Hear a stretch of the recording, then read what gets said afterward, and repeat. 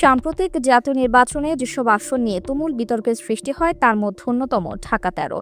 এই আসনে মাওলানা মামুনুল হকের পরাজয় মেনে নিতে পারছেন না অনেকেই। ভোট গণনার দিনেই মামুনুল হক অভিযোগ দিয়েছিলেন, যেসব যুক্তিতে ঢাকা ৮ আসনে মির্জা আব্বাসের ত্রুটিপূর্ণ ব্যালট গ্রহণ করা হয়েছে, সেই একই যুক্তিতে মামুনুল হকের ব্যালট বাতিল করা হয়েছে।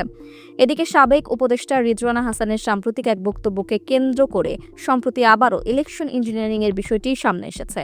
এ ব্যাপারে মামুনুল হক বলেন, নির্বাচন পরবর্তী সময়ে অন্তর্বর্তী সরকারের সাবেক উপদেষ্টা সৈয়দা রিজওয়ানা হাসান ইসলামী দলগুলোকে ইঙ্গিত করে গণমাধ্যমে স্বীকার করেছেন যে তারা এই ধরনের কোনো দলকে মূলধারায় আসতে দেননি।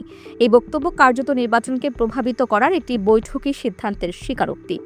সৈয়দা রিজওয়ানা হাসানের বক্তব্যে এটি স্পষ্টভাবে প্রমাণিত হয় যে অন্তর্বর্তী সরকারের অভ্যন্তরে বসেই নির্বাচনী প্রক্রিয়ায় হস্তক্ষেপ করা হয়েছে এবং জনগণের রায়কে পাল্টে দেওয়ার ষড়যন্ত্র করা হয়েছে।